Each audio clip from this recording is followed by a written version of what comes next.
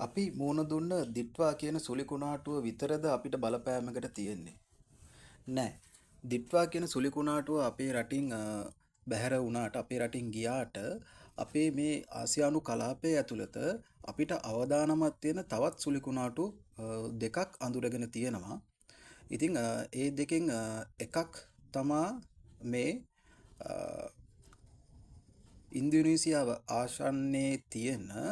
ඉන්දුනීසියාව ආසන්නයේ තියෙන මේ සෙන්යාර් කියන මේ සුලිකුණාටුව අන්තිම අප්ඩේට් එක නම් තියෙන නොවැම්බර් 27 වෙනිදා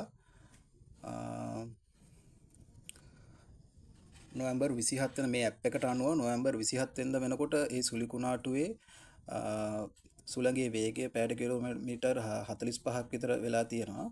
ඉතින් මේ සුලිකුණාටුවත් ඉන්දුනීසියාව ආසන්නයේ ප්‍රබල ඒ කියන්නේ අපි කියන්නේ හානියක් සිද්ධ කරලා තියෙනවා. ඉතින් ඔයාලට දැන් මේ ඇනිමේෂන් එහෙම පොඩ්ඩක් ඇහැට හුරු ඇතිනේ.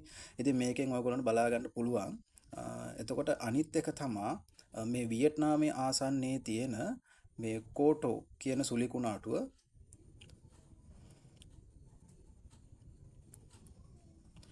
මේ කෝටෝ කියන සුළි කුණාටුව ගැන අවධානය යොමු කරන්න. මේ සුළි කුණාටුව දිට්වා සුළි කුණාටුවට වඩා ඒ කියන්නේ අපිට ලංකාවට අපි ආවොත් එහෙම දිට්වා සුළි කුණාටුවට වඩා ඒ කියන්නේ වැඩිපුර බලපෑමක් කරන්න පුළුවන්. ඒකට කියන්නේ වර්ධනය වෙන්න පුළුවන්. يعني දැන්ට අපි මුණ දුන්න දිට්වා සුළි කුණාටුවට වඩා වර්ධනය වෙන්න පුළුවන් ස්වභාවයක්ලු දැනට අඳුරගෙන තියෙන්නේ.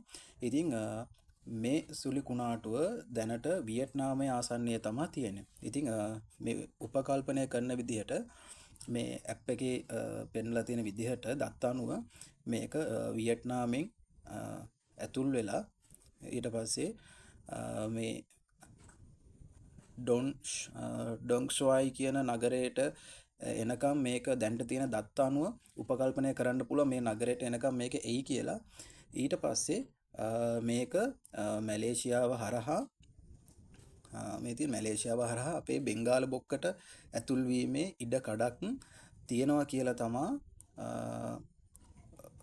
විශේෂඥයෝ උපකල්පනය කරන. මේ බෙන්ගාල බොක්කට මේ පීඩනයේ අවපාතය ආවොත් මේ සුළි කුණාටුව ආවොත් ඒක ඒ සුළි කුණාටුව තවත් වර්ධනය වෙන්න පුළුවන් කියලා තමයි කියන්නේ. විශේෂයෙන් මේ බෙන්ගාල බොක්ක අවට තියෙන ඒ කියන්නේ මුහුදේ උෂ්ණත්වය සහ මේ වායු රටාවන් වෙනස් වෙච්ච විදිහත් එක්ක මේ ඒක ඉතින් ලෝක දේශ ගුණේ වෙනස් වීමත් හේතු වෙනවා.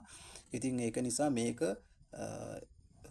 බෙන්ගාල බොක්කට ආවොත් එහෙම ආසන්නයට ආවොත් එහෙම දැන්ට ඒ තියෙන තත්ත්වයටත් වඩා වර්ධනය වෙයි කියලා. එතකොට අපිට මේ දිට්වා සුළි කුණාටුවෙන් උනාට වඩා වැඩි හානියක් වෙන්න පුළුවන් කියලා උපකල්පනයක් තමයි තියෙන්නේ. මේක අනිවාර්යයෙන්ම වෙනවා කියන්න අමාරුයි. මොකද කාලගුණ අනාවැකි තමයි ඉදිරිපත් කරන්නේ. හරියටම මෙන්න මේක වෙනවා කියලා නියමයක් කරන්න බෑ.